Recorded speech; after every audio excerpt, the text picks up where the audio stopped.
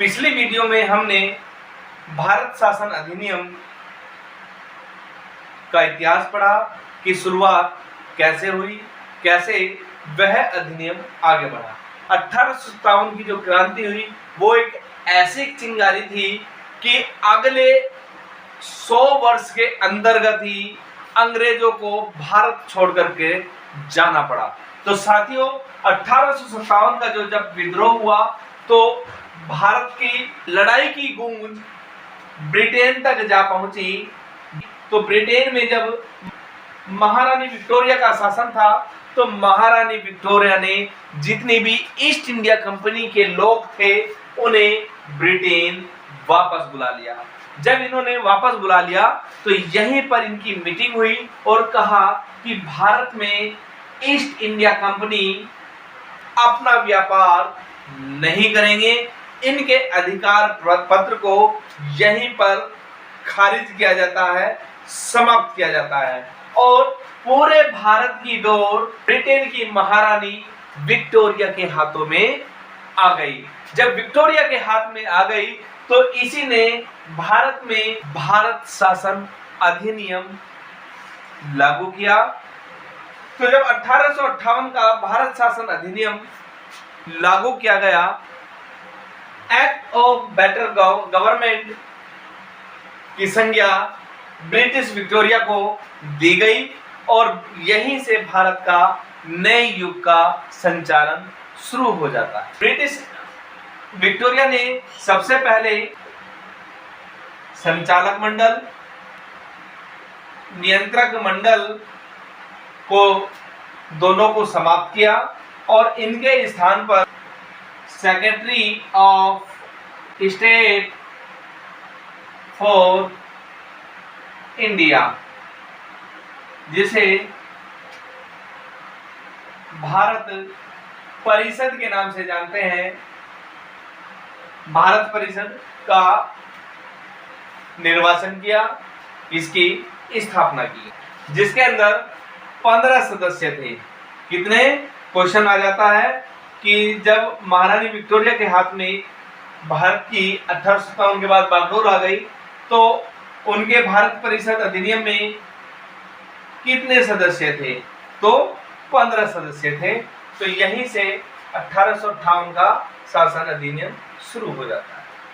इसी एक्ट के द्वारा भारत का जो गवर्नर जनरल था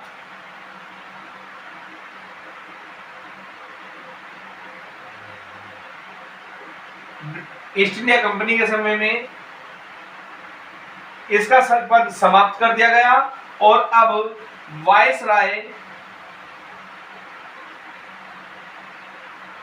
का नाम आने लगा। जो भी गवर्नर जनरल बनकर आता था वो भारत का वायसराय कहलाने लगा। जब वायसराय कहलाने लगा, भारत शासन अधिनियम लागू हुआ और लॉर्ड कैनिंग को भारत का प्रथम वायसराय लॉर्ड कैनिंग को नियुक्त किया गया। इस वायसराय को भारत में अध्यादेश जारी करने का अधिकार प्राप्त हुआ, क्योंकि ये वायसराय भारत में अध्यादेश जारी कर सकता था। इसी वायसराय ने कार्यपालिका का विस्तार और विकेंद्रीकरण किया। इसी वायसराय ने। तो ये भारत का 1861 का भारत शासन अधिनियम था। 1892 भारत शासन अधिनियम,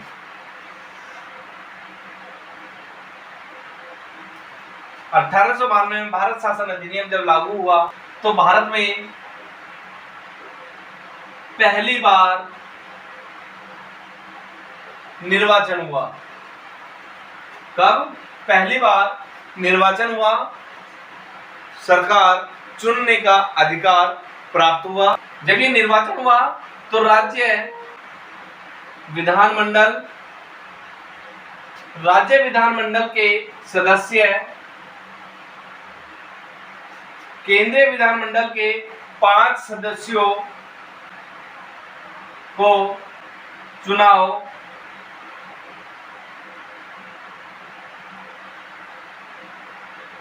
करा सकते थे तथा बजट पर बहस भी कर सकते थे।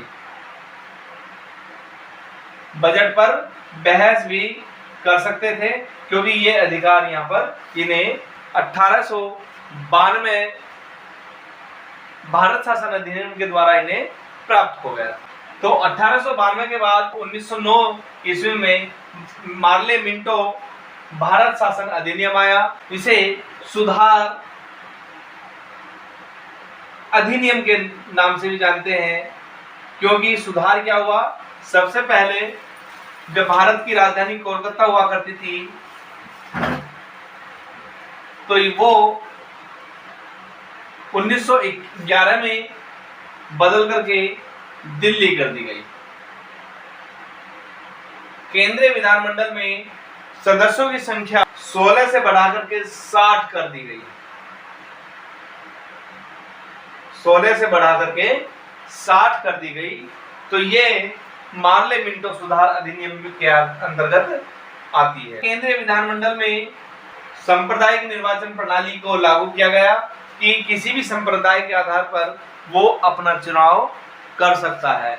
यहीं पर इसी के आधार पर मुस्लिम समाज के लोगों ने अपने अलग निर्वाचन मंडल का आधिपत्य अपनाया।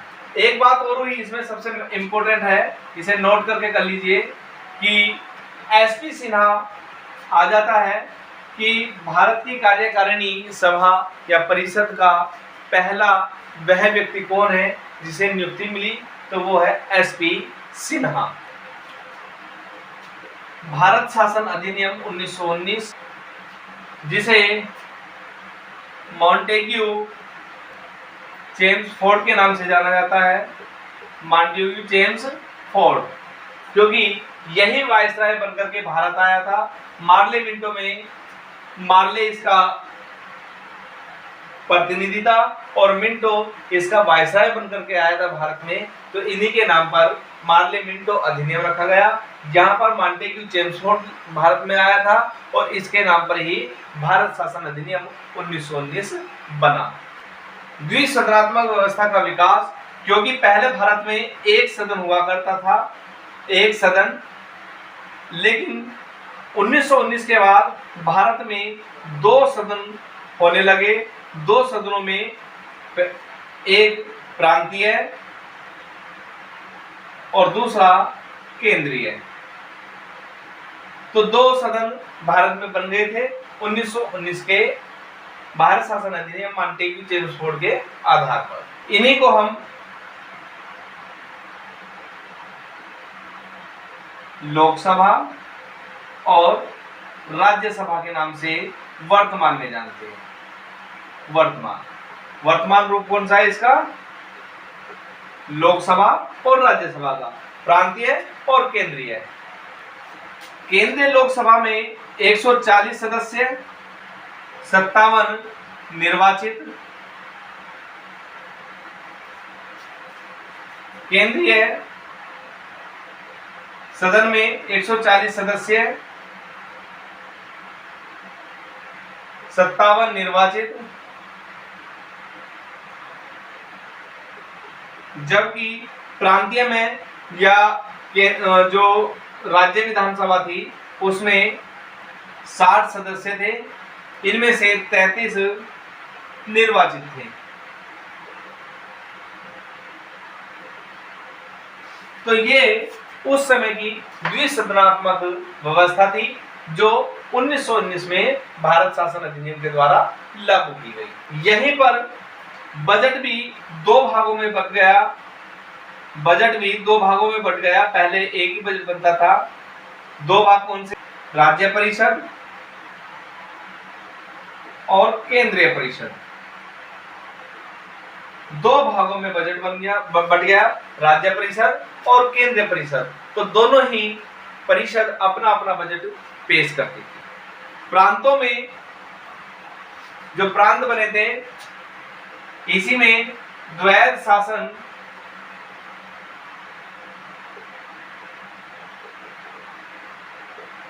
लागू हो गया, क्योंकि द्वैध शासन कैसे, एक तो ये प्रांत है और इस प्रांत के ऊपर ये केंद्र है, तो दो भागों में, दो प्रणालियों में ये शासन लागू हो गया था। कौन सा, प्रांतीय, क्योंकि प्रांत के ऊपर आपका केंद्र आ गया और केंद्र के अंदर में ही प्रांत आता था। तो केंद्र और प्रांत, जैसे आज भी देखते हैं कि हमारी जो लोकसभा है, एक प्रत्येक राज्य की अपनी एक विधानसभा है, तो प्रत्येक राज्यसभा या राज्य परिषद लोकसभा के अधीन ही कार्य करती है। लोकसभा बड़ा भाग होता है और राज्यसभा उसका प्रारूप होता है। तो दो भागों में आज भी सरकारें चल रही है, उस समय भी चलती थी। यहीं पर लोक सेवा आयोग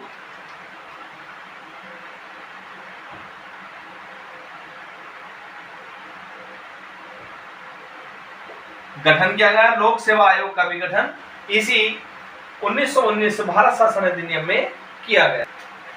भारत शासन अधिनियम 1935 के आधार पर अनुच्छेद 321, इसके अंदर अनुच्छेद 321 की संख्या दी गई। दूसरा, भारत सरकार परिषद का जो पद था वो समाप्त कर दिया गया। तीसरा, प्रांतीय विधानमंडलों की संख्या में वृद्धि की गई। और चौथा, बर्मा को भारत से अलग कर दिया गया, इसकी कानून व्यवस्था को अलग कर दिया गया। प्रांतों में द्वैध शासन का अंत हुआ कि जो प्रांत थे उसके अंदर जो द्वैध शासन थे, दो प्रकार के शासन थे, उनका अंत हुआ। अखिल भारतीय फेडरेशन का प्रस्ताव पूरे भारत में दिया गया, जिसके अंदर ब्रिटिश कॉलोनियों की संख्या 11 थी। चीफ कमिश्नरी की जो क्षेत्र थे उनकी संख्या 6 थी।